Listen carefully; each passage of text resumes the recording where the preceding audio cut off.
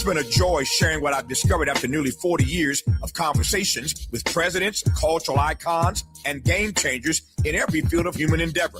If you missed the first cohort, the good news is that we're already planning the next one. Now, the seats will be limited, and those on our waiting list will receive exclusive early access and special discounts not available to the general public. So, if you are ready to transform the way you connect, lead, and build trust, do not hesitate. Go to TavishTalks.com and join the waiting list today. That's TavishTalks.com. The next cohort is coming. Make sure you are in the room. I'm Tavish Smiley, and I hope to see you there.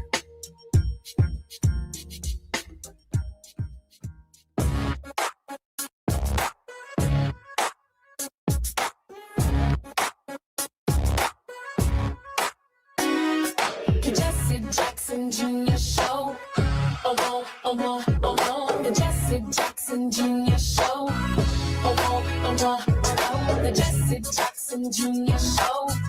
Oh, oh, oh, oh, oh, the Jesse Jackson Jr. Show. Oh, oh, oh, oh, come on and talk with me. Come on and listen to me. Come on and talk with me. Come on and listen to me. KBLA, Talk 1580, download the app. Good afternoon. You have joined the J Lunch Club on KBLA Talk 1580. This is the Jesse Jackson Jr. Show, and I am Atiba, in today for Jesse Jackson Jr. Jesse is handling some things for the memorial service for his father tomorrow, and we are excited today to have 3 South Carolina representatives join us. Of course, the Jackson family and Reverend Jackson just arrived back to Chicago from South Carolina, where he was certainly welcomed as a favorite son. After a long career fighting for civil rights, Reverend Jackson was visiting his home for the one last time to Lion State at the South Carolina Capitol on Monday. And then the final hours from the state where he was born, it's a far cry from his childhood in the segregated Greenville, where in 1960, he couldn't go inside the local library's much better funded whites-only branch to check out a book he needed. Reverend Jackson led 7 Black high school students into that segregated branch, where they sat down and read books and magazines until they were arrested. And the branches closed, then quietly reopened for all. We start that off because we have joining us today the former president of the National Black Caucus of State Legislators, Representative Gilda Cobb Hunter. And we also have Representative John King, and we also have the Legislative Black Caucus Chair of the South Carolina Legislature, Annie McDaniel, who may be joining us later. When I think about the things that we have seen over the course of time and the things that happened over the course of Reverend Jackson's life and the African-American state legislators serving in the state of South Carolina, there are so many changes that we can say that have happened over the course of many, many, many decades. Representative Gilda Cobb Hunter is the first African-American woman elected to the state house from Orangeburg County in South Carolina. She is the former representative for South Carolina's 66th district, and following redistricting, and we hear this term a lot, redistricting, and the 2022 general election, she now represents South Carolina's House District 95. She is the first vice chair of the House Ways and Means Committee, and she has served in the South Carolina House of Representatives since 1992. Representative Cobb Hunter, thank you so much for joining us today. Oh, it's my pleasure, Atiba. Thank you for having me. So I assume that there may have been a lot of thoughts going through your mind with Reverend Jackson coming to South Carolina, and the many things and issues even that you all still confront today within the legislature. Can you take us there as a legislator, what it was like for you with Reverend Jackson coming back home? Well, I thought it appropriate. Reverend Jackson, of course, is a native son, and I was proud for how South Carolina welcomed him. The services at the State House, where he was lying in state in the rotunda, for a minute we were concerned that a lot of people may or may not show up, and all of us were just especially pleased to see the outpouring of love and support for Reverend Jackson, not just by South Carolinians, because as I walked the lines wrapped all around the state capitol. There were people in the line, not just from South Carolina, but there were folk who knew him in Chicago. One guy in particular that I spoke with lived in San Francisco, but he was a native of Chicago and wanted to come and pay his respects. People from all over the Southeast came. And of course, you are aware that Ambassador Andrew Young made the trip over from Atlanta. So it was really just heartwarming to see the outpouring of love and support for Reverend Jackson, and for me in particular to see, and indeed a rainbow coalition, because the mourners were all stripes, shades, all of that. And so it was really gratifying to me to see the outpouring of love and support for Reverend Jackson. Representative Cobb Hunter, a couple of weeks ago, we had former representative, Georgia Representative Calvin Smyre on the show. Mm-hmm. And one of the things that he talked about was the role that Reverend Jackson played in making it possible for he and others to get into the legislature and to move up into leadership positions.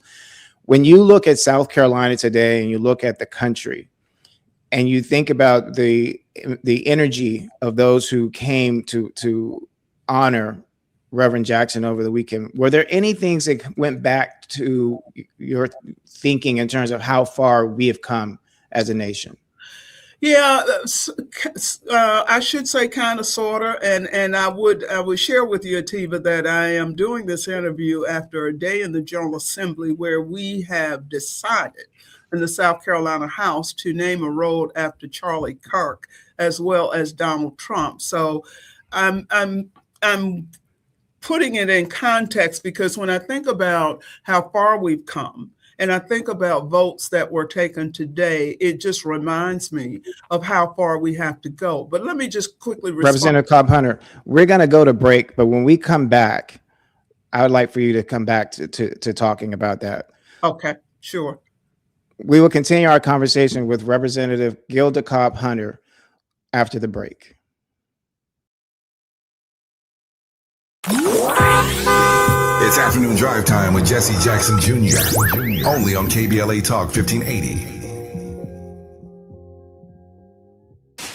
All the women who independent, throw your hands up at me. This March, we're turning up the volume on the women who changed everything. KBLA Talk 1580 is proud to celebrate Women's History Month, honoring the trailblazers, truth tellers, and game changers who shaped our world, our culture, and our community. From the freedom fighters to the firsts, from the boardroom to the front lines, from the unsung to the unforgettable. All month long, we're celebrating the stories, the voices, and the conversations that remind us that women, Black women, have always led the way.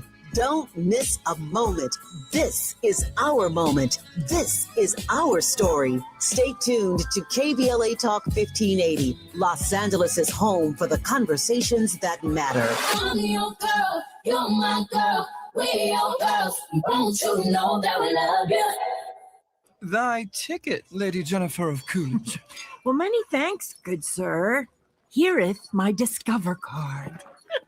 They accept Discover at Renaissance fairs? Yeah, they do here. Discover is accepted at the places I love to shop. Getteth with the times. With the times, you're playing the lute. Yeah, and it sounds pretty good, right? Discover is accepted at 99% of places that take credit cards nationwide, based on the February 2025 Nielsen report. Oh, how's that flu, babe? Did you take Dayquil Intense Flu yet? Nah, I got this. Ugh, okay, I don't got this. You stay on the couch, and I'll grab the Dayquil. Undo your flu symptoms with Dayquil Intense Flu. Dayquil Intense Flu provides powerful relief of your flu symptoms. I'm ready for that to-do list. Wow, you do got this. Dayquil Intense Flu, the daytime coughing, aching, fever, under your flu medicine. Use as directed, keep out of reach of children. Hey, can you blow up some balloons for Jack's party? I can't. I'm so congested. You need Sinex Saline from Vicks. Sinex Saline Nasal Spray? Yeah, just Sinex. Breathe. Sinex Saline instantly clears everyday congestion associated with colds and year-round allergies with a gentle, ultra-fine mist that's no mess and easy to control. Daddy, we need more balloons. On it. Enjoy life's important moments without congestion. Try Sinex Saline from Vicks. Just Sinex. Breathe. Use as directed. Now back to more of Jesse Jackson Jr. on KBLA Talk 1580. The Jesse Jackson Jr. Show. The Jesse Jackson Jr. Show. The Jesse Jackson Jr. Show. The Jesse Jackson Jr. Show. King Volley, drop the beat. Come on and talk with me. Come on and listen to me. You're listening to the Jesse Jackson Jr. Show, and I am Atiba sitting in today for Jesse Jackson Jr.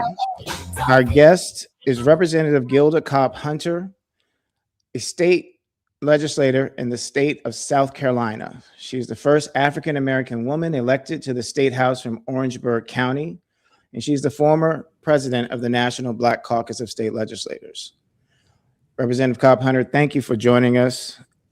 Before the break, you were talking about an issue that was going on there today that gave you pause. Yeah, Atiba, we, like many states probably across the country, are caught up on this Charlie Kirk crap. And what we've done here in South Carolina, and you know, this is indeed still Trump country for the most part. We in the legislature today, in the House, passed a resolution honoring Charlie Kirk by naming a couple of roads by him. Now, for him. And we also passed a resolution honoring Donald Trump. Two things come to mind. Neither of those two people are residents of South Carolina. That point being made, neither of those two, in my view, deserve to have a road named after them. And at some point, you have to just say enough is enough. And I had to take the well to talk about the hypocrisy of trying to make Charlie Kirk something that he was not. And it is just appalling to me that we are seeing these kinds of instances around the country where people are trying to lionize people who, quite frankly, don't deserve the honor. And so it was just very difficult for me to sit there and listen to my colleagues, listen to that legislation. And I have to say, coming on the tail end of a week, when we had such an outpouring on Monday for Reverend Jackson and such a celebration, if you will, of his work, of his bringing people together, you know, the whole Rainbow Coalition and all of that, it was just a bit much. And I had to let them know how I felt. And it also brought to mind for me when Reverend Jackson was here. We did when we took down the Confederate flag, and I spent a lot of time with him. My office mate, the late Representative Joe Neal, and I, and Reverend Jackson was in our office in between debates and all of that. Long story short, what I thought about was the point he made when we took down the flag, and what he said was, you know, it's great, I'm paraphrasing, great, you're taking down the Confederate flag. Just don't confuse it with not dealing with the Confederate agenda. His point was, you've got the flag down. What about the Confederate agenda, the agenda of the Confederacy? What we did here today, in my view, was a testament to his point about the Confederate agenda. All that we seem to be doing is making sure that we keep people down. And it's just amazing to me that we just keep letting it happen. So I'll stop. I feel like I'm rambling. No, but thank you so much. I mean, for bringing that to our attention. Yeah. We also want to bring in at this time Representative John King. He's also a member of the South Carolina House of Representatives and has been serving since 2009. He was a Chester City councilman from 1999 to 2000 and a county councilman from 2000 to 2006. Representative King, thank you so much for joining us. Thank you for having me, Atiba, and it's always an honor to be on with my colleague, Representative Gilda Cobb-Hunter, and so who is also my office and suite mate there at the Capitol, and who has honestly taught me a lot about being a legislator. And so I will always honor that. Well, thank you for that. And, you know, it's interesting. You know, one of the things that I often think about is that if you want to know what's going on, call a state legislator. And so, you know, in terms of what you were just talking about, Representative Gilda Cobb-Hunter, Representative John King, you're coming in. Have been talking about reflections of this week with Reverend Jesse Jackson's body, and the respect and the honors that were given by the state of South Carolina to him, recognizing his life and civil rights. What were some of your thoughts about the energy that you saw over the last couple of days as it related to Reverend Jackson? Well, I hope for other Black elected officials in South Carolina, it grounded us and made us realize the shoulders in whom we stand on. And I would not be where I am if it was not for people like Jesse Jackson. And so I went to his service to truly honor his legacy, but also to give me the energy that I need to go into the Capitol each day and face the adversity that Gilda and I face each day. And she spoke about what happened today. And I was also insulted, but I was also happy that we have people like Representative Cobb-Hunter who will stand up and speak up. And she's going to say it just like it is, and she doesn't mind stepping on your toes. And I don't say it because she's on here. I say it because she's real. I mean, I think as we look at what happened this week with Reverend Jackson, he was real. And so she started today's message off in the chamber being just who Jesse Jackson was, speaking truth to power and speaking truth to people who don't want to hear it. And Ms. Cobb Hunter made it very clear that we as Black people in South Carolina are offended by the actions of the General Assembly. And with that, let's go to a clip. Let's listen to a clip from Reverend Jackson from his 1988 Democratic National Convention speech. Went down in history. Story.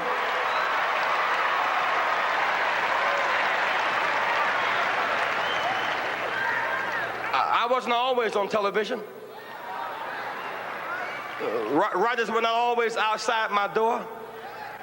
When I was born late one afternoon, October 8th, in Greenville, South Carolina, no writers asked my mother her name. Nobody chose to write down our address. A mama was not supposed to make it, and I was not supposed to make it.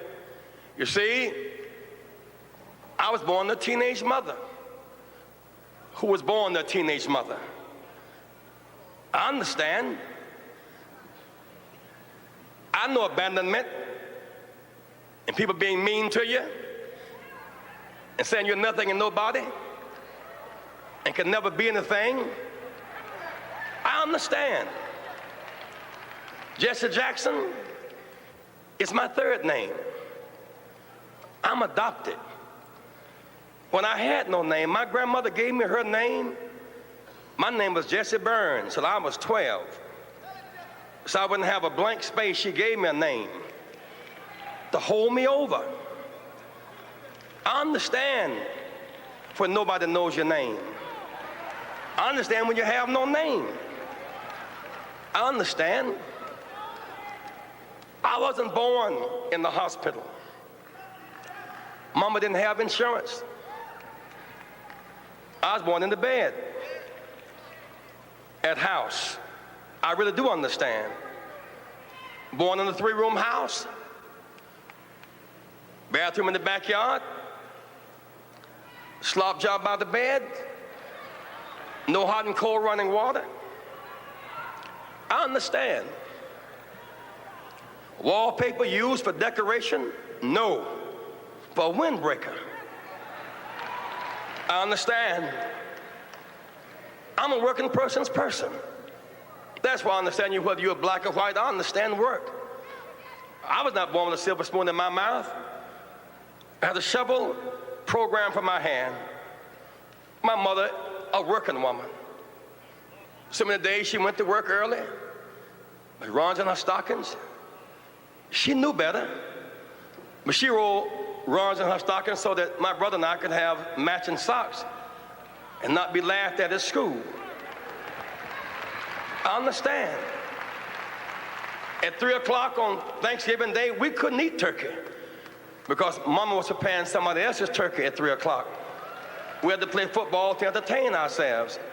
And then around 6 o'clock, she would get off the Alta Vista bus and we would bring up the leftovers and eat our turkey, leftovers, the caucus, the cranberries, around 8 o'clock at night. I really do understand. Every one of these funny labels they put on you, those of you who are watching this broadcast tonight in the projects, on the corners, I understand. Call you outcast, low down, you can't make it, you're nothing, you're from nobody, subclass, underclass. When you see Jesse Jackson, when my name goes in nomination, your name goes in nomination. I was born in the slum, but the slum was not born in me. And it wasn't born in you, and you can make it. Wherever you are tonight, you can make it. Hold your head high. Stick your chest out. You can make it. It gets dark sometimes, but the morning comes. Don't you surrender.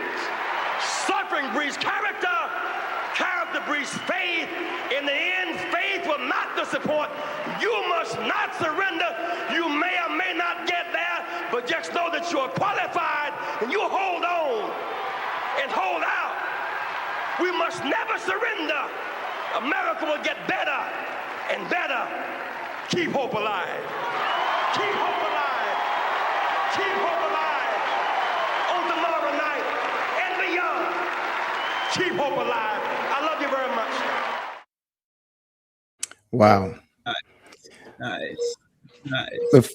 Before we go on, I want to also introduce Representative Annie McDaniel, who is also a member of the South Carolina House of Representatives. She's been serving in South Carolina since 2008, and she is also the chair of the South Carolina Legislative Black Caucus.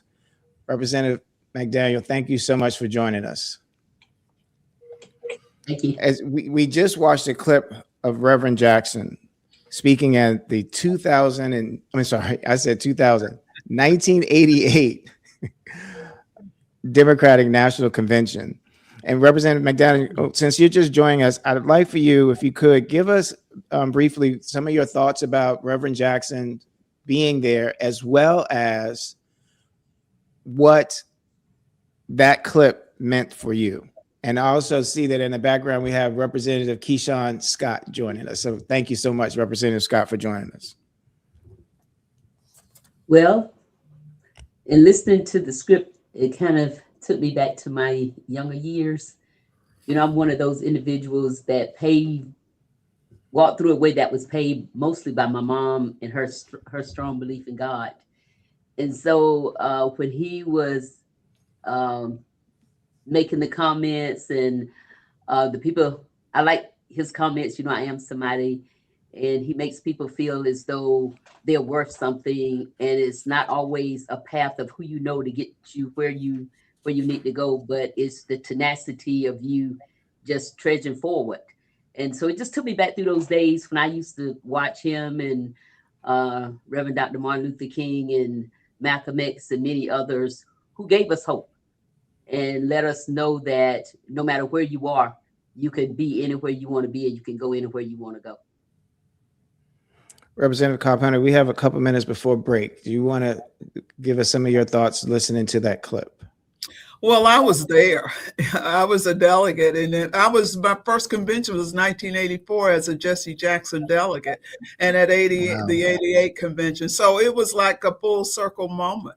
I got a little teary watching him and watching the reactions. And by the way, one of those faces is a woman from South Carolina, B. Thompson, who's a retired city council member from Anderson, South Carolina. And so it was really good to hear him, to see him, and to see the beginnings, I think. Well, not the beginnings, because the beginnings were in 84, but seeing the Rainbow Coalition still alive and well 4 years later at the 88 convention was just great. Those words, like my colleague Rep. McDaniel said, it's just good. It was good to hear them. Kind of brought back memories. And after the day we've had, keep hope alive is something we really need to hear today, Atiba. So thank you. And thanks for the team for playing that clip. Brought back pleasant memories. And for me, you know, I was 16 years old when he gave that speech. Little did I know that a year later, he was going to be giving the high school graduation speech at my alma mater, Dunbar High School in Washington, D.C., the first African-American high school for us, for African-Americans after slavery. And there's just so many different things that I can say that Reverend Jackson touched, but also when I get a chance to talk with you all and the work that we do, get to do with you all, it's amazing. So we're going to go to break. When we come forward, we're going to continue our discussion and our reflection of Reverend Jackson as the nation gives its final salute to the work Reverend Jackson rendered to the nation. We are reflecting on the life of Reverend Jackson as the nation prepares to lay him to rest. I'm Atiba, and when we come forward, we will continue our conversation. It's afternoon drive time with Jesse Jackson Jr. Only on KBLA Talk 1580.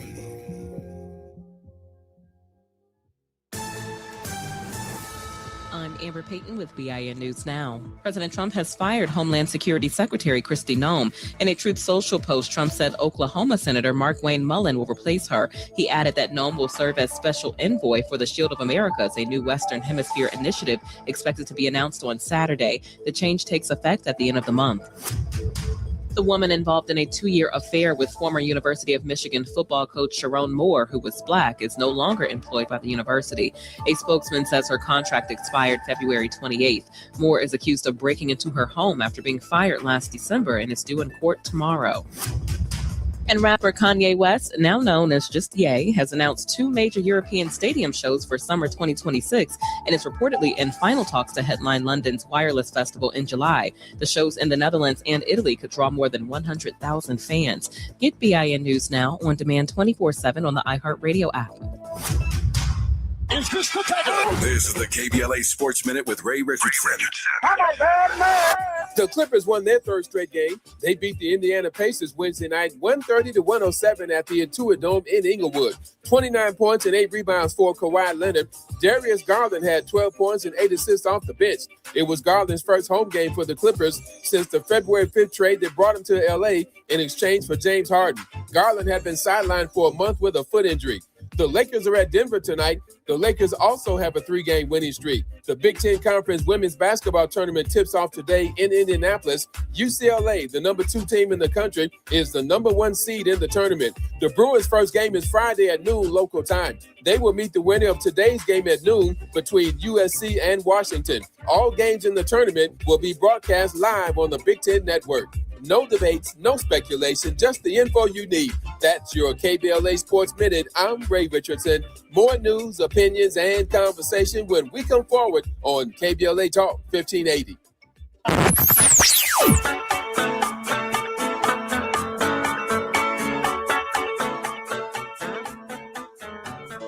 This is KBLA Talk 1580.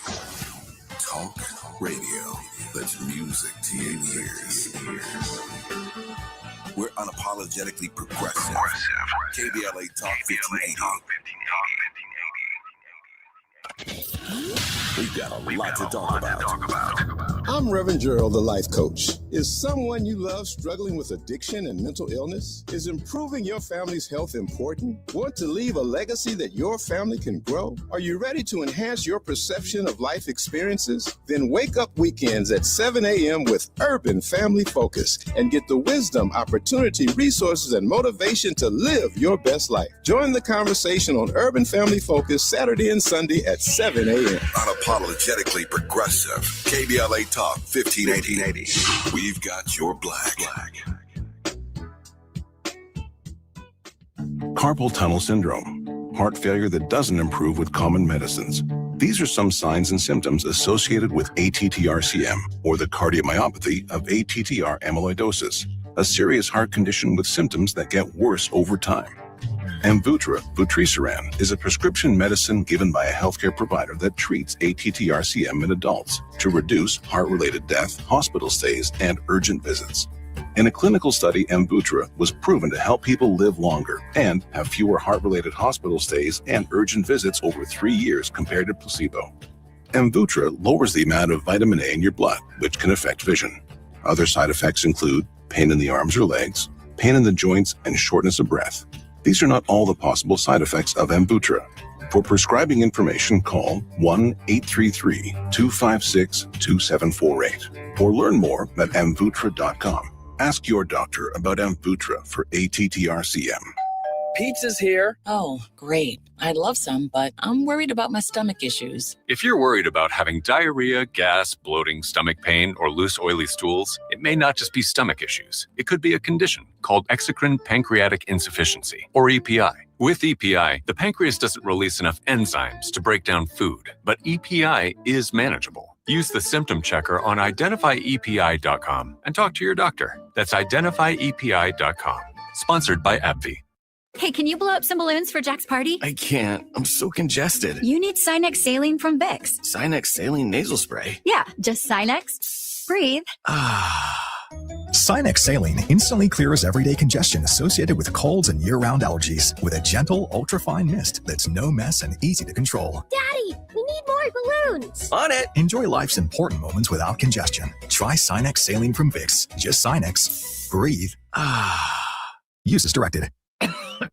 Oh, how's that flu, babe? Did you take Dayquil Intense Flu yet? Nah, I got this. Okay, I don't got this.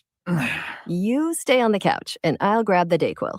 Undo your flu symptoms with Dayquil Intense Flu. Dayquil Intense Flu provides powerful relief of your flu symptoms. I'm ready for that to-do list. Wow, you do got this. Dayquil Intense Flu, the daytime coughing, aching, fever, under your flu medicine. Use as directed, keep out of reach of children. Hey, can you blow up some balloons for Jack's party? I can't. I'm so congested. You need Sinex Saline from Vicks. Sinex Saline Nasal Spray. Yeah, just Sinex. Breathe. Sinex Saline instantly clears everyday congestion associated with colds and year-round allergies with a gentle, ultra-fine mist that's no mess and easy to control. Daddy, we need more balloons. On it. Enjoy life's important moments without congestion. Try Sinex Saline from Vicks. Just Sinex. Breathe. Use as directed. You're listening to Jesse Jackson Jr. on KBLA Talk 1580. The Jesse Jackson Jr. Show. The Jesse Jackson Jr. Show. The Jesse Jackson Jr. Show. The Jesse Jackson Jr. Show. King Quality drop the beat. Come on and talk with me. Come on and listen to the me. Come on and talk with me. Come on and listen to the me. KBLA Talk 1580. Download the app. I'm Atiba. I'm sitting in today for Jesse Jackson Jr. Our guests are Representative Gilda Cobb Hunter, Representative John King, Representative Annie McDaniel, and Representative Keyshawn Scott, all from the state of California. I'm sorry, I keep saying California. From the state of South Carolina. My apologies. This week, Reverend Jackson's body lie in state at the South Carolina Capitol. And while he was there, we've had today opportunity to hear from our African-American state legislators talk about their feelings and their reflections of Reverend Jackson, as well as his body making its last trip home to the state where he was born, South Carolina. We were also listening to the 1988 Democratic National Convention speech that Reverend Jackson gave. And one of the things that came to mind was his ability to take his own life, his own story, not only to make it and say it in a way that was compelling, but in a way that was moving, because his story was our story.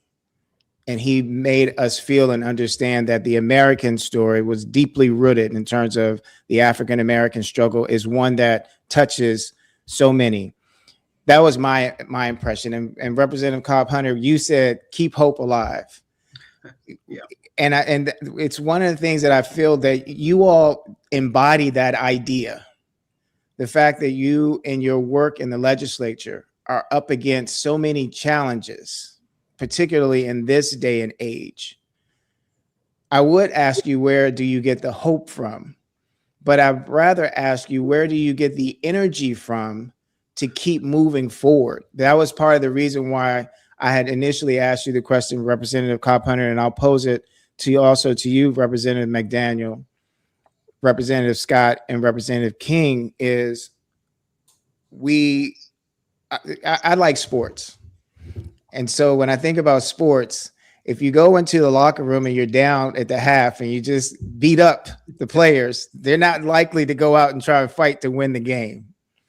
So is there something that you can give us that, that drives you, that keeps you in the legislature, that keeps you doing the work, that keeps you going to the well and speaking out, Representative Cobb Hunter, that you have taken and can take in terms of from Reverend Jackson, as well as in terms of the work that's still yet to be done? Well, I would respond to that, Atiba, by saying, of course, I'm very much a spiritual person. So my spirituality and my belief that there is someone who sits high and looks low, that is a part of it. The other is I have, while I keep hope alive is a part of the mantra that I sometimes recite, I have consistently throughout my career used three words: in spite of. In spite of anything that happens, it's important for me to recognize that I am blessed and highly favored to be in this position.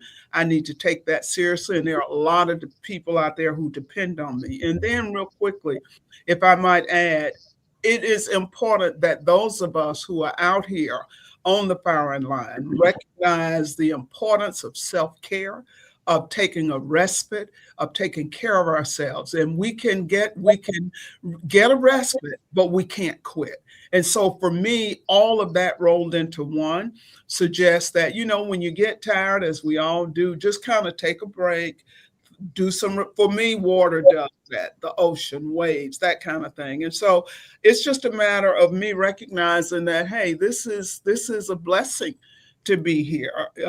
And I need to honor that and value that and make sure that I am looking out for the least of these people who don't know nobody, who nobody knows. So that's what keeps me going. And I'm a social worker by nature and trade. So it's in my nature to care about the underdog and to try to take care of the least of these.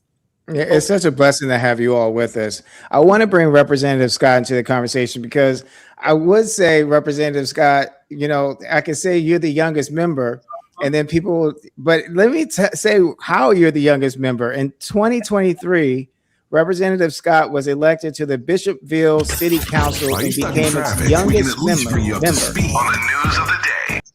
at 22 years old. And he has been now in the South Carolina legislature since 2025. Welcome to the Jesse Jackson Jr. Show, Representative Scott. Tell us, because how old were you? You weren't even born in 1988. No. That's real talk.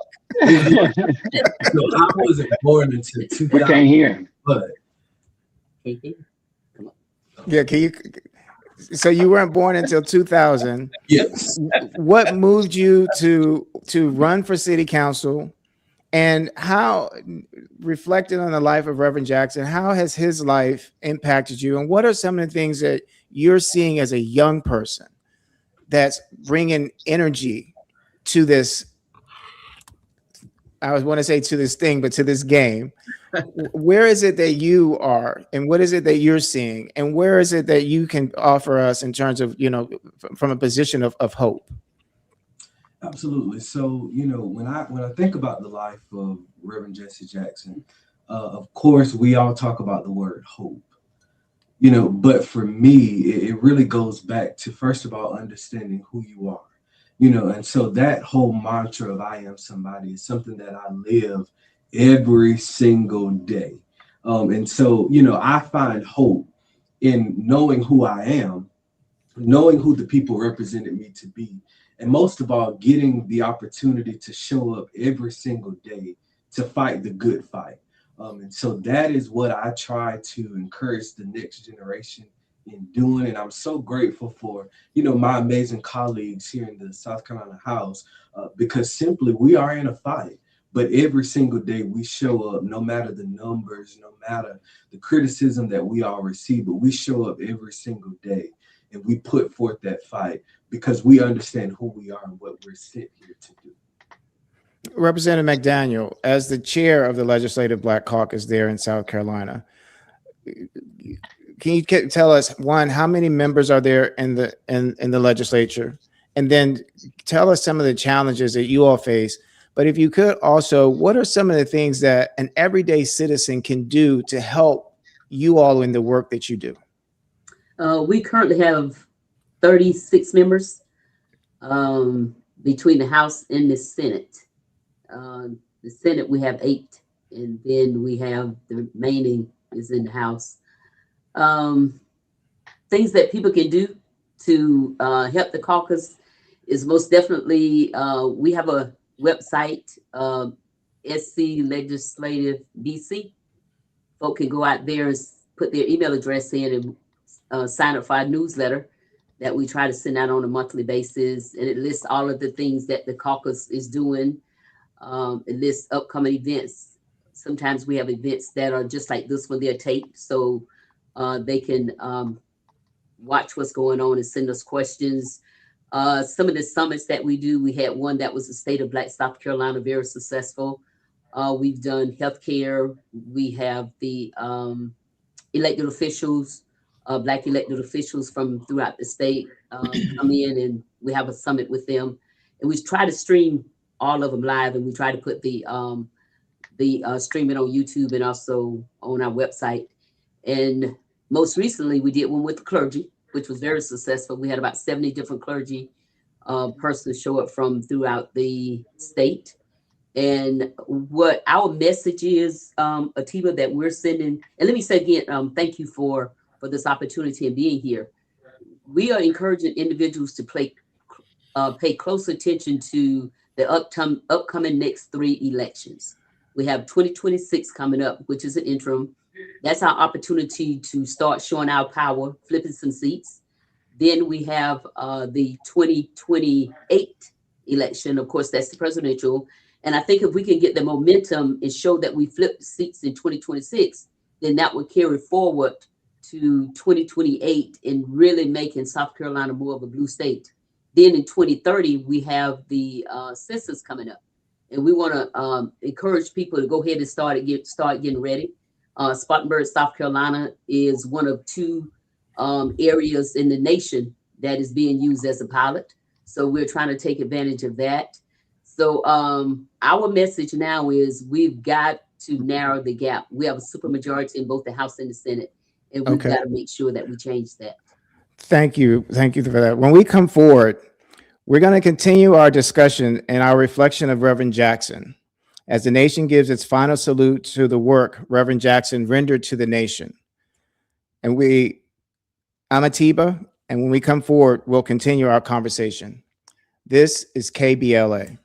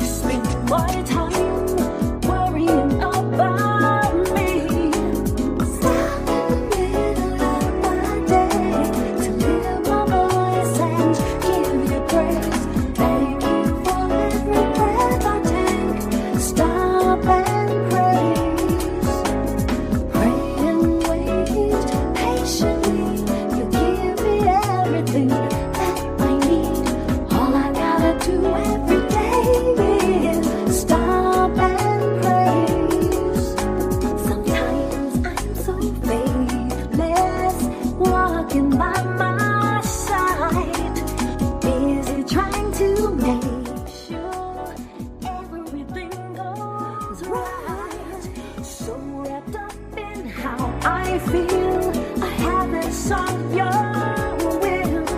But it's time for me to stop and tell you how I feel. Stop in the middle of my day. I want to lift my voice and give you praise. Every breath I take, stop and praise. Pray and wait patiently. You give me everything that I need.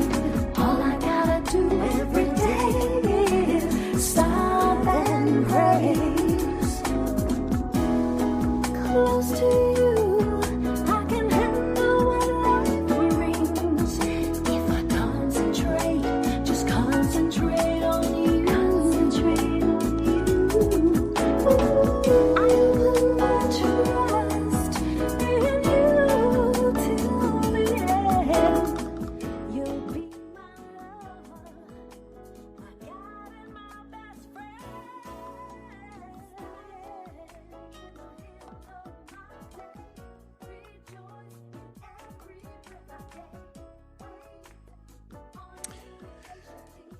You're listening to the Jesse Jackson Jr. Show.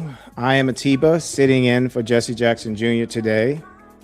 Our guests are Representative Gilda Cobb Hunter, Representative John King, Representative Annie McDaniel, and Representative Keyshawn Scott. All are members of the South Carolina House of Representatives. I want to thank you all for joining us today and want to, in our last few minutes, hope, I think, is one of the major things when people think about the work of Reverend Jackson was keeping hope alive. And as we pass that torch on, Representative Scott, we talked about you being the youngest member here. Representative King, if you could start us off, and before we go to today, could you also give us just a few more of your personal reflections, but then also a word of hope? And then would love for each one of you to also give us a word of hope as we come to the end of our show. Well, thank you, Atiba. You know, there's hope. When we KBLA 1580 Santa Monica. When we can have the opportunity to have a space like this, where our people can talk about issues that face our community. But also hope is what you see in that room with Representative McDaniel, Representative Scott. And that is the hope that I see every day that I go to the chambers and I can see someone like Representative Scott that we can leave this state in the hands of when we're not here in the chambers. So that's the hope that I believe in, because I believe that we do have young Black folk that are ready to lead and be in positions that we are in today. Let me say this to you, and many may not agree with some of the things that I may say, but while I believe in the Rainbow Coalition and looking out for everyone, what I saw in the recent election there in Texas is that while we're looking out for other folk and fighting for them, they're not there to support us. And what am I talking about? I'm talking about Representative Congresswoman Jasmine Crockett, and the very community that has been assaulted by this president. In my opinion, the very community that she was fighting for did not support her. And so it has been my role as a legislator from the very beginning is to acknowledge that I am a Black representative and that I represent, while I represent a variety of folk, my focus is on the people that look like me, because we don't have the same voices and number of voices in public office that other groups do have. So the hope that I have is that I hope that more of us will get engaged and get involved, maybe not run for office, but be more engaged in the political process, because everybody can't be elected, but there are things that we can do that can change the trajectory of our community. So thank you for allowing me this opportunity. And thank you for joining us. Representative Scott. Absolutely. So I'll say very briefly, what I believe hope is on this past Monday, having the opportunity to celebrate the life of a legend here in South Carolina. was what hope looked like to me. You know, some of my colleagues and myself had the opportunity to actually go outside and walk around the line to see the various individuals that came, some as far as New York, down to Florida and Georgia, who came to pay their respects to a living legend. And so as we had that opportunity, I believe that, you know, that is what hope looked like. We were able to come together across party lines and differences in skin color and things like that to celebrate a man who meant so much to this world. I believe that's what hope looks like, and that's the hope that we should continue to carry forward as we continue to go through these turbulent times of this world. So I, again, thank you, Atiba, for this opportunity. To my colleagues, I commend you all every single day for the work that we're doing and for the fight, most of all, that we're dealing with here in South Carolina. So thank you for the opportunity to serve with you all, because I greatly appreciate it. Thank you. Thank you. We've got about 2 minutes. Representative McDaniel, then we're going to close out with Representative Cobb Hunter. Okay, I'll try to be quick. And hope for me is, as Rep King said, seeing the young folk when they come in and they just hang out with us and learn and grow from us. And Representative Scott has just been a yeoman as it relates to coming in and learning and understanding before he jump out and say some things that may not be kosher. I mean, he's just, I call him sometimes, I say, you're an old man in a young man's body. So, but just to kind of sum it all up, hope for me is just something being there for individuals to grab on. And I do believe seeing Reverend Jesse Jackson landing, well, for those of us who did get to see him, but just him being in the State House, that gave us hope that those things that he fought for us for so many years are finally coming to fruition in some form or the other. And him getting the recognition that he should have gotten a long time ago, but he just started getting it after he passed away. And just, again, as I stated earlier, reflecting on some of the sayings, you know, I am somebody. And just when I hear that, and when I see some of the sayings and the readings, it gives me hope that I can keep going. And no matter how tough it may get, just say my little scripture, read my scriptures, and trust and pray in God, and the rest will be all right. Representative Cobb Hunter, we got about 1 minute. Hope for me is the realization that people are coming to, that civic engagement is what we all need to be about. We've got to get informed, be informed, get involved, understand what's going on and how serious it is, and recognize that there is a role for everyone. And there are so many roles that you can play that don't involve being an elected official. Most leaders, most people who get things done, in my experience, are people without titles. All of you out there without titles, how about step up to the plate and figure out how you can help keep hope alive? Representative Scott, Representative McDaniel, Representative King, Representative Cobb Hunter. I want to tell you all, thank you so much for joining us. Thank you so much for giving us your perspectives and for sharing your feelings about Reverend Jackson and your great state of South Carolina. Thank you so much for offering your words of hope. You all are our heroes, and we just appreciate you. We appreciate all of the work and the challenges that you face every day and how you do it and how you face it on for the least of these and for all of us. So thank you so much for joining us. Thanks, Atiba. We have been reflecting on the life of Reverend Jackson as the nation prepares to lay him to rest. If you're listening in and you were waiting to hear Jesse's voice, I'm Atiba. I'm sitting in for Jesse Jackson Jr. When we come forward, we'll continue our conversation. This is KBLA. KBLA 1580 Santa Monica. I'm Amber Payton with BIN News Now. President Trump has fired Homeland Security Secretary Kristi Noem. In a Truth Social post, Trump said Oklahoma Senator Markwayne Mullin will replace her. He added that Noem will serve as special envoy for the Shield of Americas, a new Western Hemisphere initiative expected to be announced on Saturday. The change takes effect at the end of the month. The woman involved in a 2-year affair with former University of Michigan football coach Sharon Moore, who was Black, is no longer employed by the university. A spokesman says her contract expired February 28th. Moore is accused of breaking into her home after being fired last December and is due in court tomorrow. And rapper Kanye West, now known as just Ye, has announced 2 major European stadium shows for summer 2026 and is reportedly in final talks to headline London's Wireless Festival in July. The shows in the Netherlands and Italy could draw more than 100,000 fans. Get BIN News Now on demand 24/7 on the iHeartRadio app. This is the KBLA Sports Minute with Ray Richardson. The Clippers won their third straight game. They beat the Indiana Pacers Wednesday night 130-107 at the Intuit Dome in Inglewood. 29 points and 8 rebounds for Kawhi Leonard.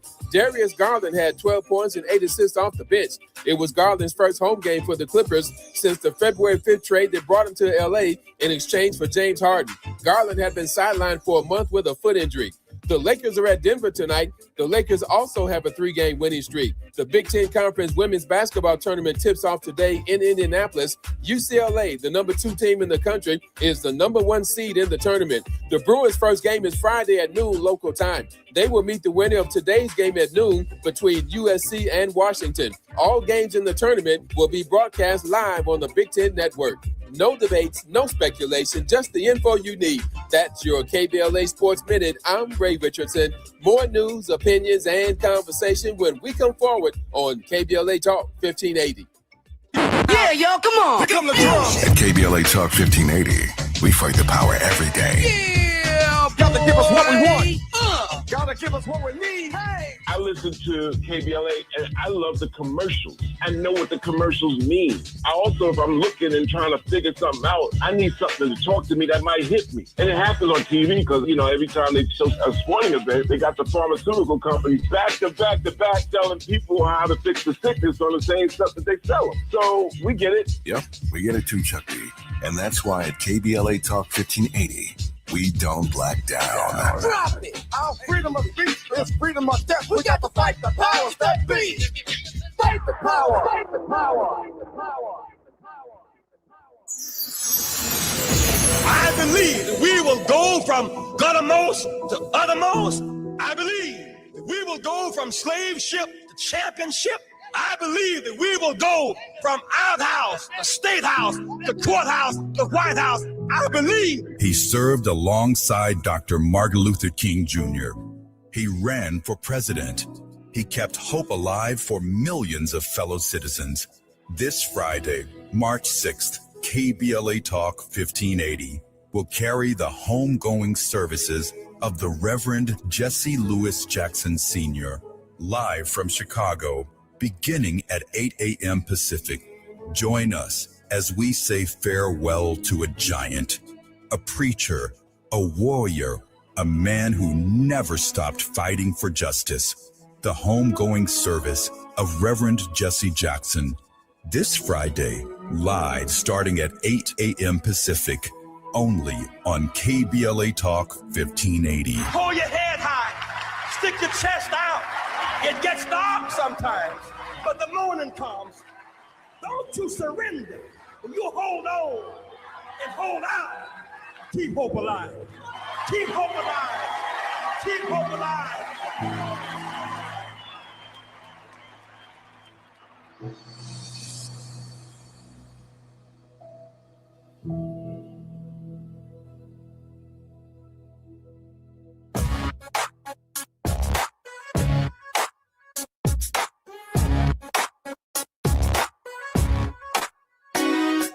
Jesse Jackson Jr. Show. The Jesse Jackson Jr. Show. The Jesse Jackson Jr. Show. The Jesse Jackson Jr. Show. Come on and talk with me. Come on and listen to me. Come on and talk with me. Come on and listen to me. Good afternoon. You have joined the J Lunch Club in Hour 2 on KBLA Talk 1580. This is the Jesse Jackson Jr. Show, and I am Atiba, in for Jesse Jackson Jr. today. Jesse is handling some things for the memorial service for his father tomorrow, and we are excited to have Dr. Johnny Mack and Ted Williams joining us now in our second hour. As you may know, the Jackson family and Reverend Jackson just arrived back to Chicago from South Carolina, where he was certainly welcomed as a favorite son. Dr. Johnny Mack is a social entrepreneur and scholar practitioner with expertise in the subject areas of peace, conflict, and social change and movements. He has traveled extensively throughout the Americas, Africa, Asia, Europe, and the Middle East, working in the fields of peace, development, conflict, and nonviolent social change. Dr. Mack's research includes the extensive study of Dr. Martin Luther King Jr.'s logic of nonviolence and the United States civil rights movement. Dr. Mack, thank you so much for joining us.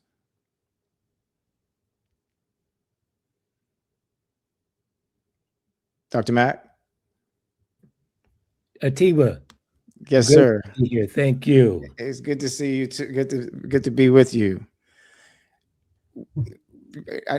When our first hour, we were talking with four African American state legislators from the state of South Carolina, and they talked to us about their feelings of Reverend Jackson. Some of it was the history of some of the things that they've seen happen over the course of the last 40, 50 years. And one of the representatives was actually one of the youngest members, if not the youngest member of the South Carolina House of Representatives. Did you get a chance to watch what was going on in South Carolina? And if so, what were some of your thoughts of what's been going on with Reverend Jackson as his life has been commemorated in the state of California and now tomorrow back in the city of Chicago? Well, thank you, Atiba, just for giving me the opportunity to share my thoughts on it, because yes, I have followed much of the audio, video, social media on in California, in South Carolina, in Chicago. And it speaks, all of those speak of the obvious impact that Reverend Jesse Louis Jackson Jr. had not only on those cities, but on this nation. And most of us know, particularly those of us who do a little bit of travel around the world, the impact that Reverend Jackson had globally. I was reflecting, Atiba, that Jesse Jackson did so much here, but few people realize that he brought home 5 people from around the globe. 5 people from around the globe. Which of us, how many of us, and who in history single-handedly has done such a thing? That is the impact of Jesse Louis Jackson Sr.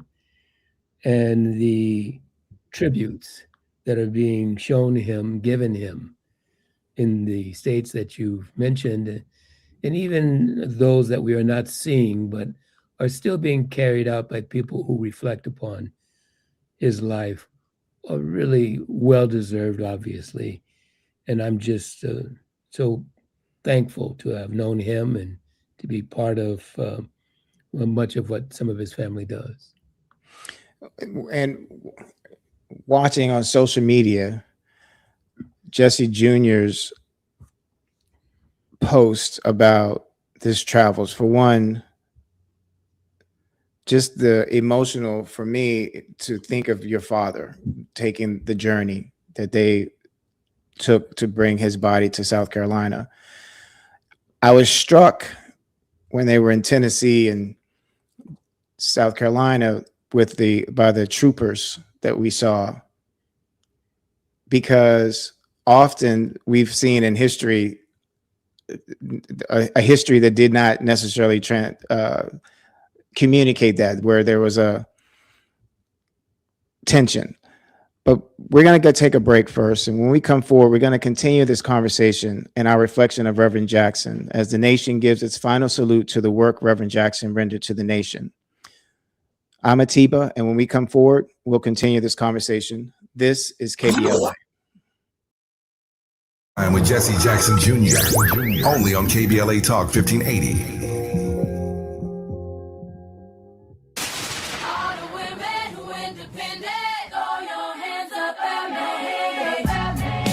This March, we're turning up the volume on the women who changed everything. KBLA Talk 1580 is proud to celebrate Women's History Month, honoring the trailblazers, truth tellers, and game changers who shaped our world, our culture, and our community. From the freedom fighters to the firsts, from the boardroom to the front lines, from the unsung to the unforgettable, all month long, we're celebrating the stories, the voices, and the conversations that remind us that women, Black women, have always led the way.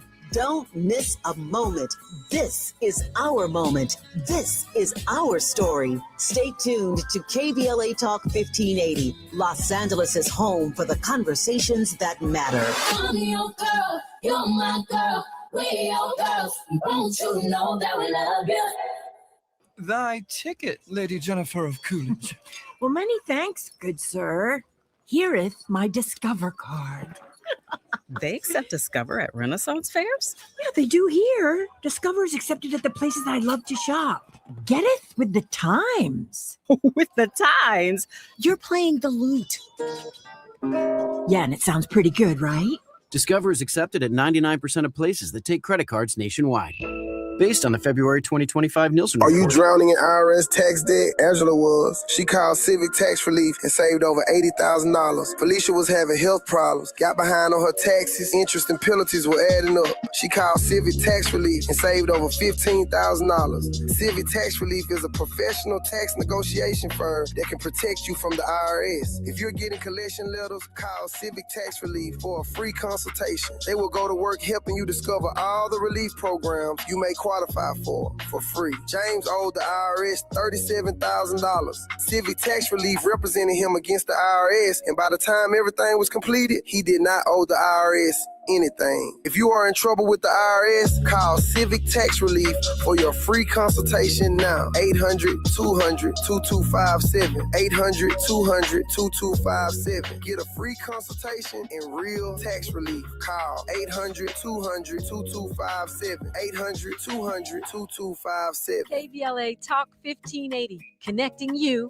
with the world. African Focus Incorporated is a community-based organization whose mission is to bring Africans and African Americans together, lead charitable initiatives on the motherland, and educate people from all walks of life on the beauty, legacy, and opportunity of Africa's 54 nations. And it's that time once again when African Focus is teaming up with KBLA Talk 1580 for our 8th annual African Focus Trailblazers Tour. Travel with us in 2026 when we're headed to the Southern African nations of Zambia and Botswana for a historical, cultural, and vacation tour led by me, Dominique DePrima, Cultural Ambassador for African Focus Incorporated. Enjoy luxurious accommodations, conscious fellow travelers, shopping, adventures, cultural tours, wildlife safaris, and a giant waterfall, one of the world's 7 wonders, along with a chance to be of service at an orphanage on the continent. Become an AFI trailblazer by exploring the motherland with a nonprofit organization that has members in Africa and America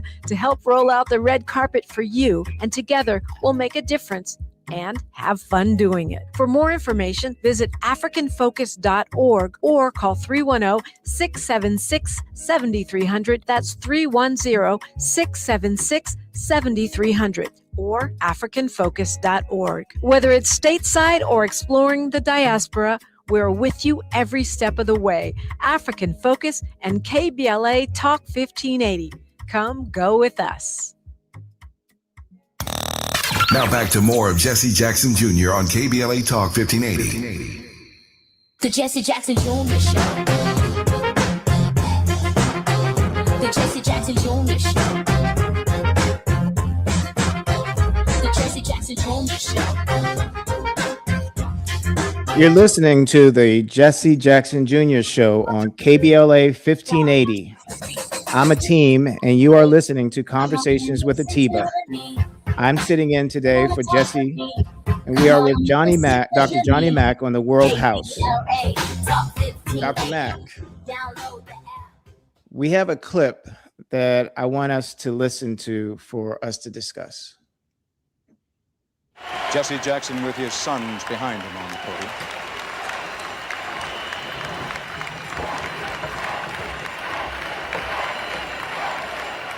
Thank you.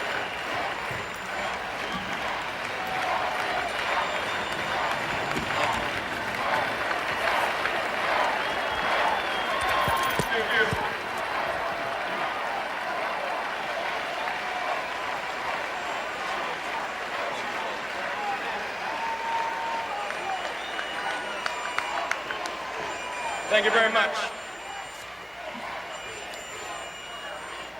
Tonight, we come together bound by our faith in a mighty God with genuine respect and love for our country and inheriting the legacy of a great party. The Democratic Party, which is the best hope for redirecting our nation on a more humane, just, and peaceful course. This is not a perfect party. We're not a perfect people, yet we are called to a perfect mission.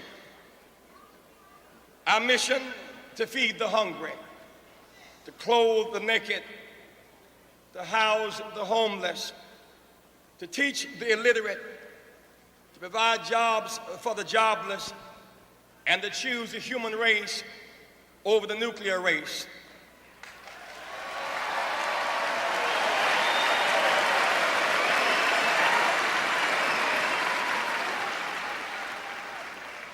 We are gathered here this week to nominate a candidate and adopt a platform which will expand, unify, direct, and inspire our party and the nation to fulfill this mission. My constituency is the desperate, the damned, the disinherited, the disrespected, and the despised. They are restless and seek relief. They have voted in record numbers. They have invested the faith, hope, and trust that they have in us. The Democratic Party must send them a signal that we care. I pledge my best not to let them down. There is the call of conscience, redemption, expansion, healing, and unity. Leadership must heed the call of conscience, redemption, expansion, healing, and unity, for they are the key to achieving our mission. Time is neutral and does not change things. With courage and initiative, leaders change things. No generation can choose the age or circumstance in which it is born, but through leadership, it can choose to make the age in which it is born an age of enlightenment, an age of jobs and peace and justice. Only leadership, that intangible combination of gifts, discipline, information, circumstance, courage, timing, will, and divine inspiration, can lead us out of the crisis in which we find ourselves. Leadership can mitigate the misery of our nation. Leadership can part the waters and lead our nation in the direction of the promised land. Leadership can lift the boats stuck at the bottom. I've had the rare opportunity to watch 7 men and then 2 pour out their souls, offer their service, and heal and heed the call of duty to direct the course of our nation. There is a proper season for everything. There is a time to sow and a time to reap. There's a time to compete and a time to cooperate. I ask for your vote on the first ballot as a vote for a new direction for this party and this nation. A vote of conviction, a vote of conscience. But I will be proud to support the nominee of this convention for the presidency of the United States of America.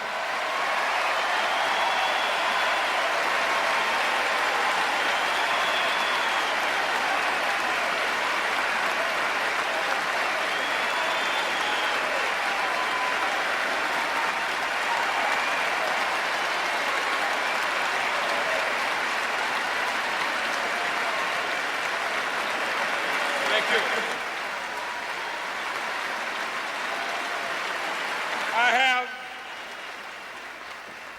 I have watched the leadership of our party develop and grow. My respect for both Mr. Mondale and Mr. Hart is great. I've watched them struggle with the crosswinds and crossfires of being public servants, and I believe they will both continue to try to serve us faithfully. I'm elated by the knowledge that for the first time in our history, a woman, Geraldine Ferraro, will be recommended to share our ticket.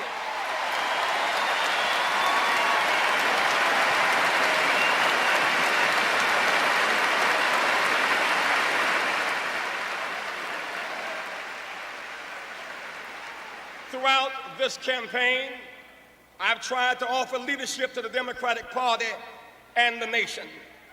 If in my high moments I have done some good, offered some service, shed some light, healed some wounds, rekindled some hope, or stirred some runs of apathy and indifference, or in any way along the way helped somebody, then this campaign has not been in vain.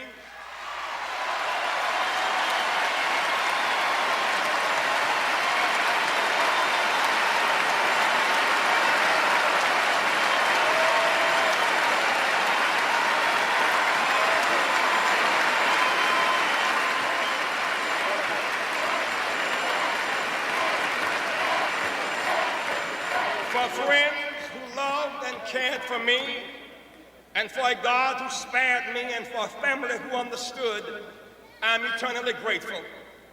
If in my low moments, in word, deed, or attitude, through some error of temper, taste, or tone, I've caused anyone discomfort, created pain, or revived someone's fears, that was not my truest self. If there were occasions when my grape turned into a raisin, and my joy bell lost its resonance, please forgive me. Charge it to my head and not to my heart.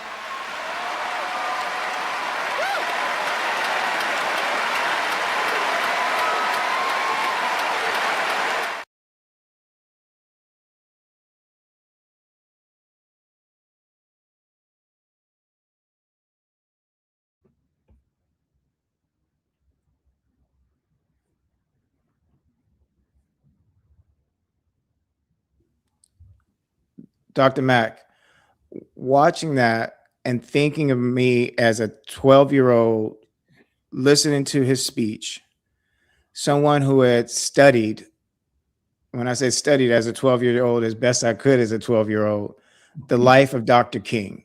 I was born 4 years old today, 4 years after Dr. King's assassination. And I felt, and I had a feeling, and I'm wondering if you may elaborate if I'm on the right path, that Reverend Jackson was picking up and carrying the torch forward of things that Dr. King was talking about, particularly in the later part of his life. And one of the things that comes to mind from Dr. King is how we're all tied together in this inescapable mutual web. And he talks about so many different things in that speech that today are just as relevant as it was then. They are relevant now. In the first hour, we listened to an excerpt of his 88 speech, and that one was from his 84 speech. And one of the things that sticks out so much to me from that was early on when he says, choose the human race over the nuclear race. What are your thoughts? Am I right in thinking that some of what Reverend Jackson was saying then was also picking up where Dr. King had left off? Well, of course, Atiba, it goes without saying, King learned, or Jesse Jackson learned much from King. King was an incredible example for that cadre of what I like to call gladiators, who fought the good fight for peace and justice. And yes, you can hear in Reverend Jesse's speech echoes of the impact that Dr. King had on his life. I was a bit older than you in '84, maybe more than a bit. And I recall that speech. I recall watching that speech and being so proud and impressed.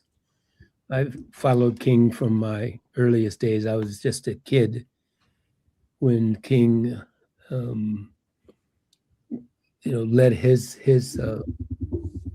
campaign, and then to see Jesse, along with others, not alone, but Jesse rose in a way that others did not. And to see him was such an inspiration for me as a young man.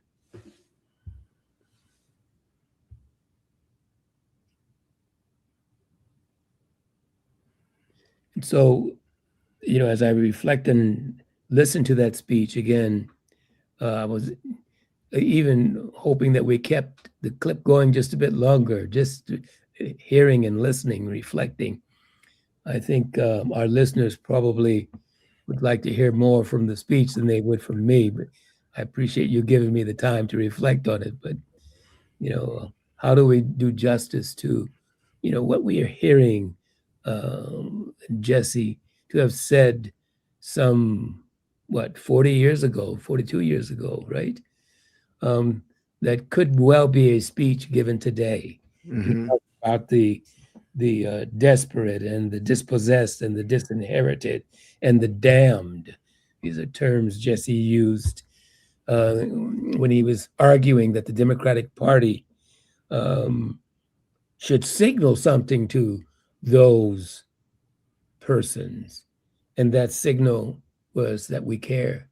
And isn't that what people are looking for today? And I think that that's the example that Martin Luther King Jr., to your question, once again, gave. Caring about the disinherited, the downtrodden, the disadvantaged. By the way, those alliterations, something that both Reverend Jesse and Reverend King had in common with their command of speech, to tie these words together that bring real meaning and impress the conscience. So it was really great to hear that clip. It's also interesting, as you say that what moved Reverend Jackson was someone trying to spur or trying to keep him from exploring his intellect, being able to get a book out of the South Carolina library. We'll talk a bit about that when we come forward. We're going to continue our discussion and our reflection of Reverend Jackson as the nation gives its final salute to the work Reverend Jackson rendered to the nation. We're reflecting on the life of Reverend Jackson as the nation prepares to lay him to rest. I am Atiba, and when we come forward, we'll continue our conversation with Dr. Mack. This is KBLA.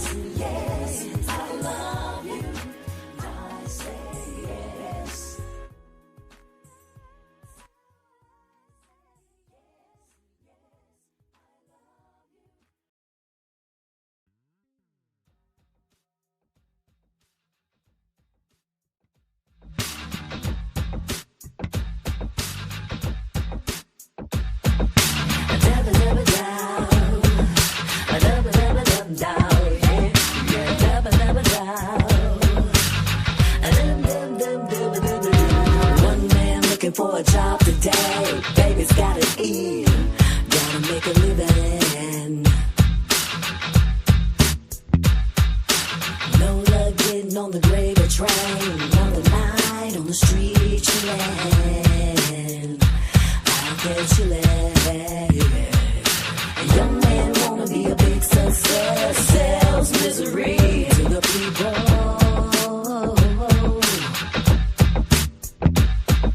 Another man running round insane, blowing up trains and planes, saying God said do that.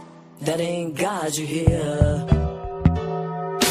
This generation gotta make a better vibration, so that the next generation will really care how they relate. This generation gotta show the next generation, so that the future generations will have better relations.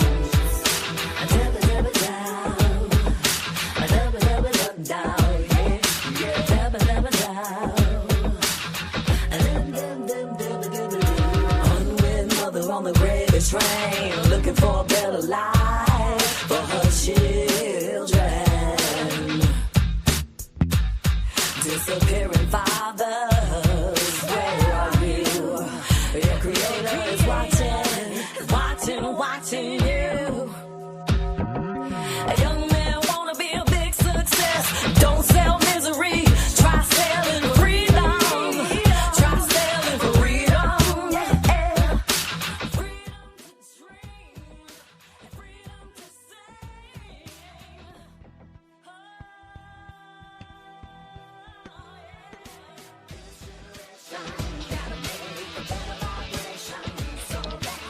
You're listening to the Jesse Jackson Jr. Show on KBLA Talk Name changes 1580. in every field of human endeavor.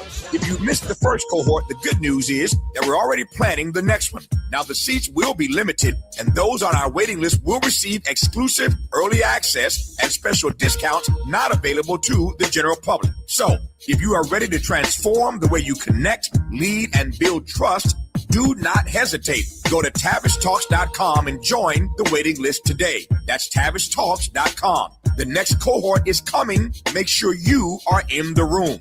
I'm Tavish Smiley, and I hope to see you there.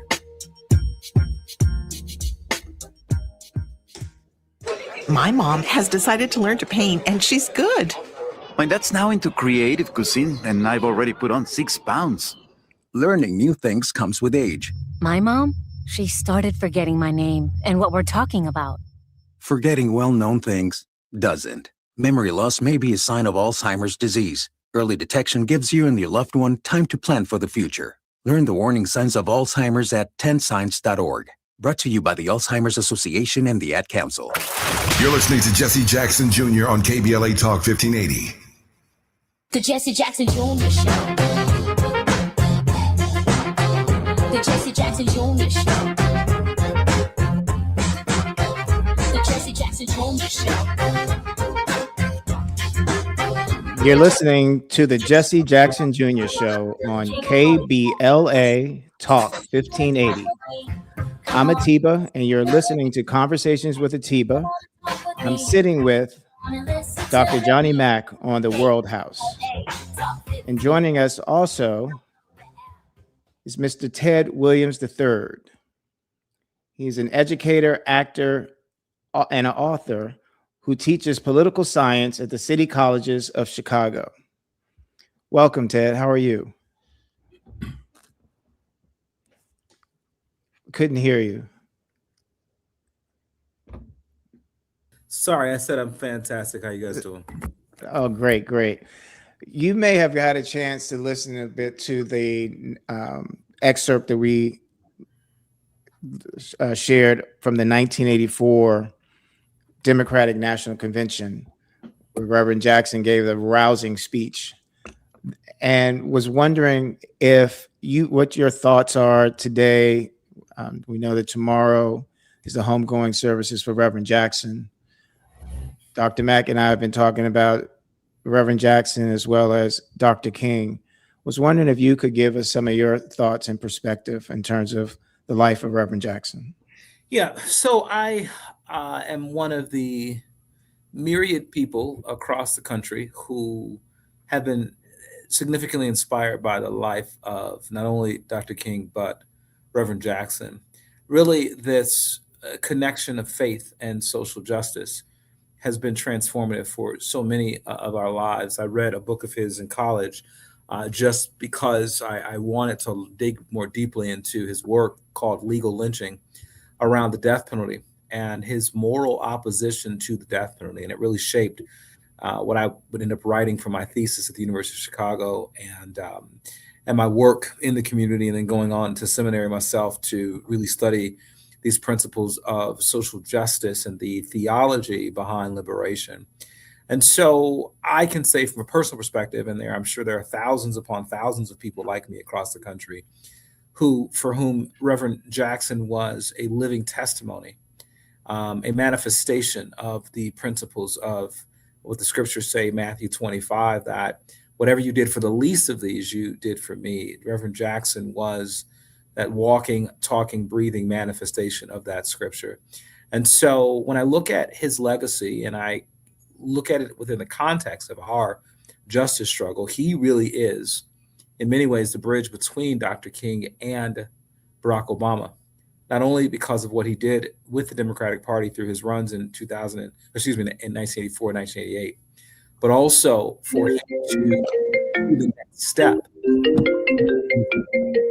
for him to be the next step in our civil rights struggle. He talked a lot about how we were able to get access to freedom, but the next step in the movement was access to equality, full equality, for us to not only have public accommodations, but also be able to participate in the wealth of this country. And I think that was a very important part of his legacy.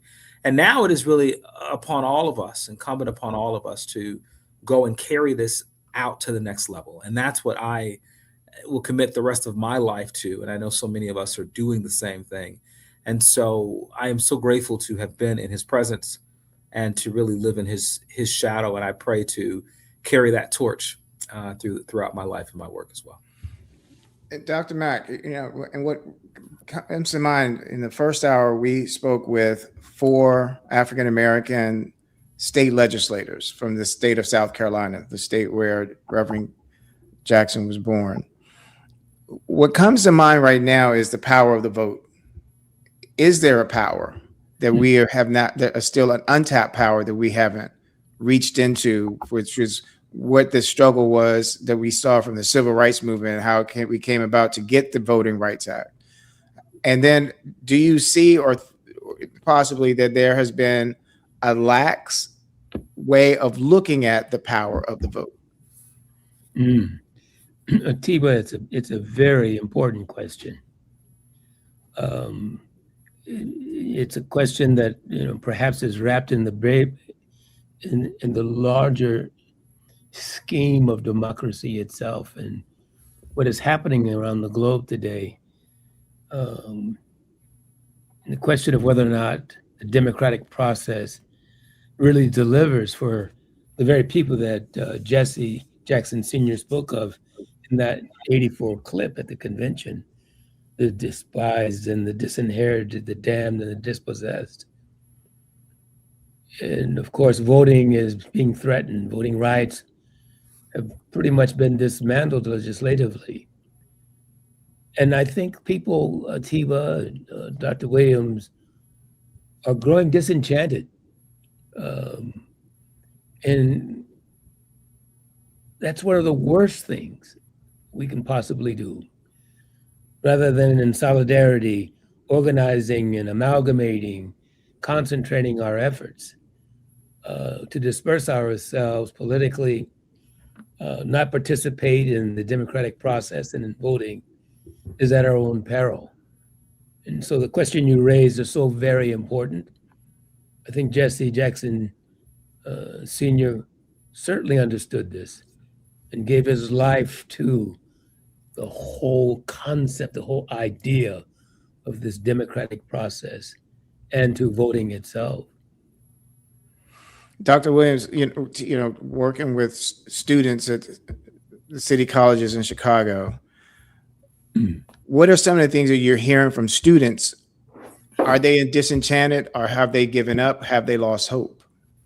I think what, unfortunately, we face in this climate and this culture is a real need to educate the electorate about what the democratic process is. I hear not only in the classroom, but outside of the classroom in the community, so many conversations about how we haven't accomplished anything, how, we're in the same place we were 50 years ago, how the Democratic Party and the Republican Party are exactly the same. And I literally was talking to a group of students today about how when you don't dig into the reality of history, the reality of legislation, the reality of context with respect to these questions, of course, it's easy on the surface to say, both the Democrats and the Republicans bombed countries. Both the Democrats and the Republicans have been involved in voter suppression. But when you press in and you understand how our progress was made, the Civil Rights Act of 64, Voting Rights Act 65, Housing Rights Act of 68, you understand that there was a clear legislative process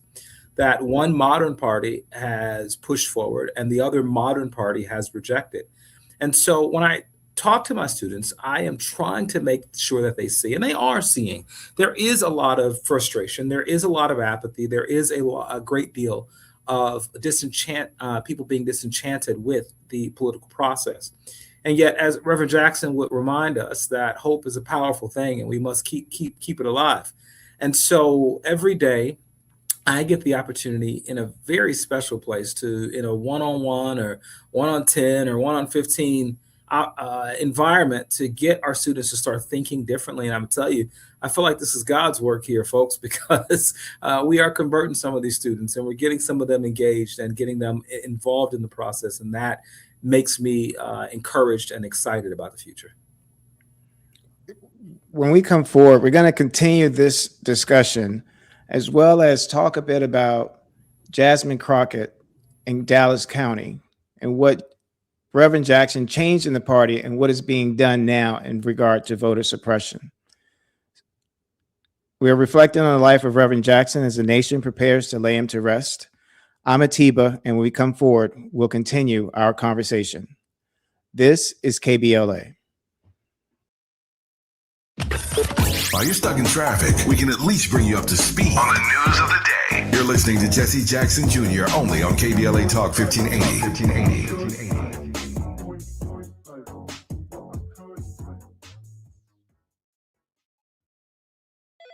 LifeLock, how can I help? The IRS said I filed my return, but I haven't. 1 in 4 tax-paying Americans has paid the price of identity fraud.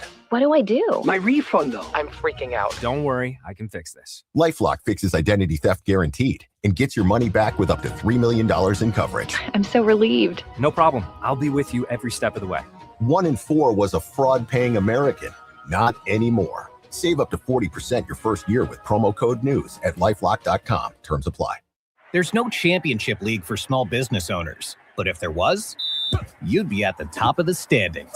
Because going pro with Lenovo Pro means you've got the winning formation, one-on-one advice, IT solutions, and customized hardware powered by Intel Core Ultra processors help you stay ahead of the competition. Business goes pro with Lenovo Pro. Sign up for free at lenovo.com/pro.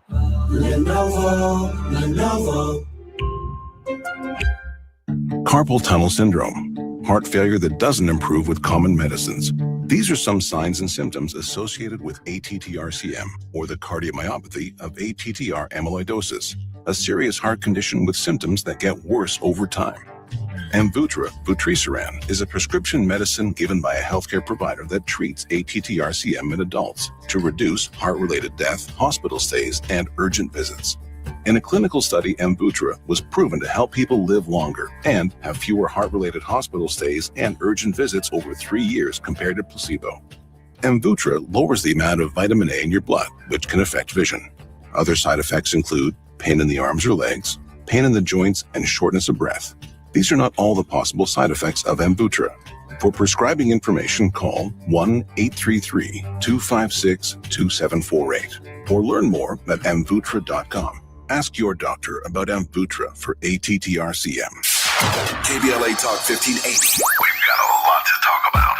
KBLA Talk 1580, connecting you with services and solutions. 10 Toes In serves as a mentorship and domestic violence prevention program. They support, educate, and empower couples during and after incarceration. They assist male returning citizens to re-enter society successfully and to help them maintain a healthy relationship with their romantic partner. They offer a mentorship support group for formerly incarcerated men. 10 Toes In teaches its Intimate Relationships 101 curriculum at male prisons throughout the state of California. They host sister support group meetings for women who are intimately involved with incarcerated and formerly incarcerated men.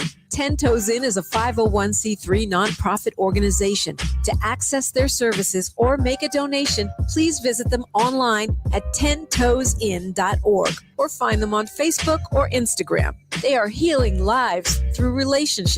This is a community call to action from KBLA Talk 1580.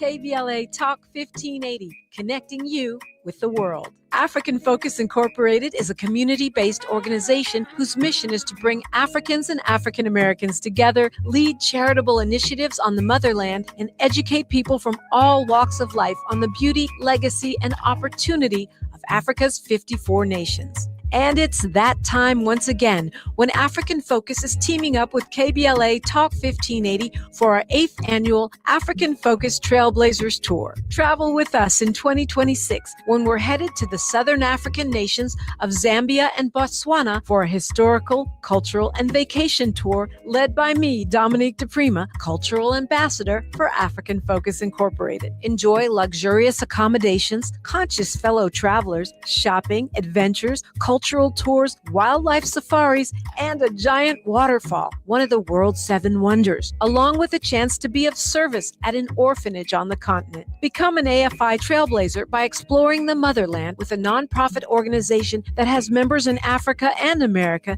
to help roll out the red carpet for you, and together we'll make a difference and have fun doing it. For more information, visit africanfocus.org or call 310-676-7300. That's 310-676-7300 or africanfocus.org. Whether it's stateside or exploring the diaspora, we're with you every step of the way.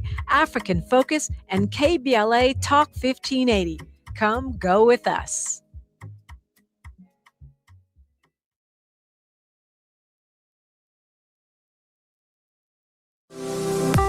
It's never too early to start talking about money in realistic ways with your kids. JP Morgan Chase navigates how to educate your kids now about creating long-lasting, healthy money habits. Whether your kids are in elementary school, high school, or college, now is a great time to start a conversation about ways to create healthy money habits as they grow, ultimately benefiting their financial future. Talking about money in a realistic way to support your kids' lifestyle and dreams, your first banking account geared towards high school or college. It's never too early. Explaining the basics, what you earn and what you spend, building financial confidence starts with getting organized. Learning and practicing vital money skills now will stay with them for life. Tools they will have to stay on top of their finances and achieve their goals. This segment is sponsored by JP Morgan Chase.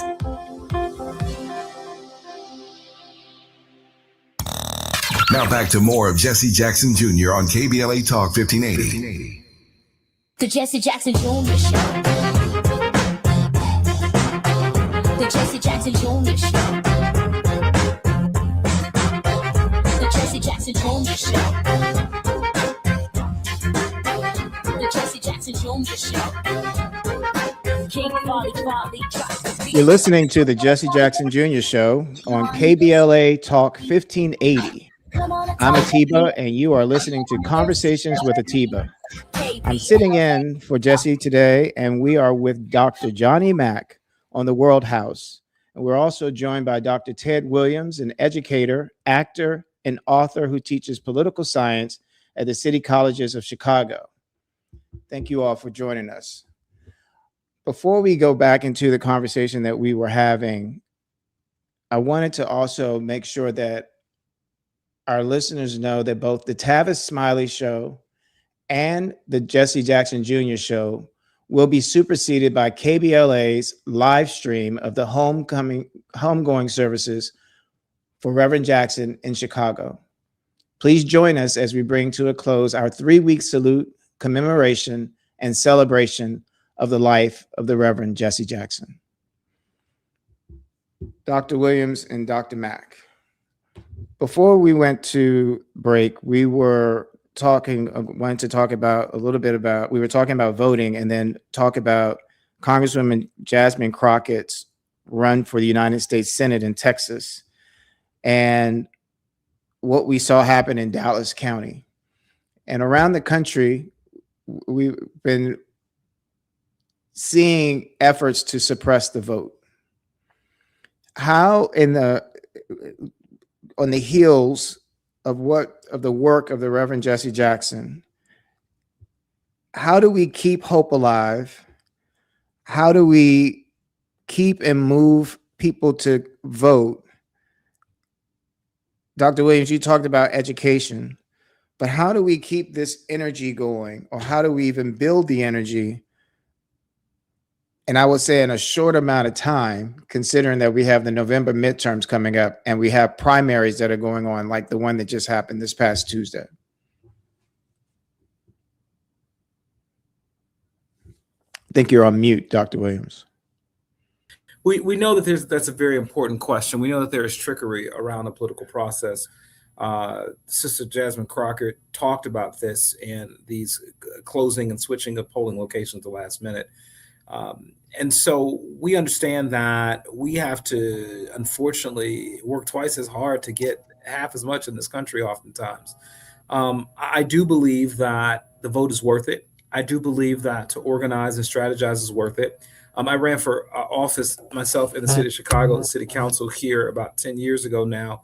And I remember as we were trying to get signatures, we had to get double the number of signatures just in case there was some trickery, just in case they knocked off our signatures off the ballot. And so we recognize that is what we have to do. It is not fair, but it is ultimately what I think is going to push us forward in this space. And I'm going to tell you, we've had victories. We've had many, many victories. I think the victory of Reverend Haynes down there in Texas is a victory as well. I think there are many, many places and spaces across the country that we'll see that. In the city of Chicago, we have a primary coming up in just less than 2 weeks. And I know that we will see some very good candidates who will get support. And so while, we have to look at the glass as not half empty, but half full, there are definitely challenges to democracy, but there are great opportunities, and we have to focus on those and keep pressing forward.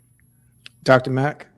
Yeah, I would just quickly say, adding to Dr. Williams' point, that understanding mobilizing and organizing is key here.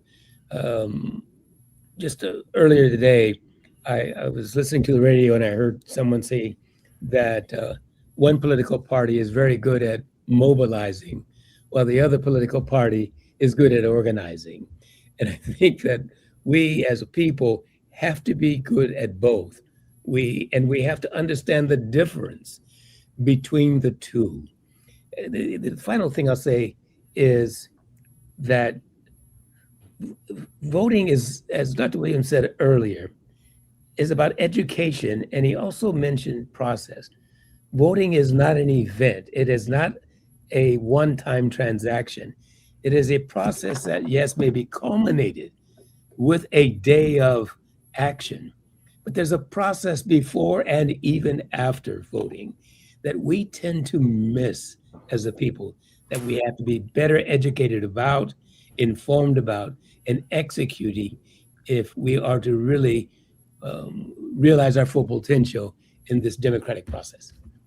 It makes me think about, have an image in my mind of the men and women and children who marched in Selma across the Edmund Pettus Bridge. It makes me think about Reverend Jackson speaking before the Democratic National Convention in 84 and 1988. And to think that oftentimes we march, but perhaps maybe part of the marching that we can do today is a march to the polls, is a march together so that we are voting in numbers that are too large to manipulate the outcome. I want to say to both of you, thank you so much for your providing your insight. If you could, if maybe in 15 seconds, give us a quick word of hope. Real quickly, Reverend Jackson used to always say that in sports, when the rules are clear and they're transparent, we win. And I think in politics, we will win as we continue to push to have transparency and accountability and quality of the rules. Dr. Matt? And I would say that HOPE is an acronym. How our people excel. Again, HOPE is an acronym. How our people excel. Thanks for listening. Thanks for being with us. You've been listening to the Jesse Jackson Jr. Show on KBLA.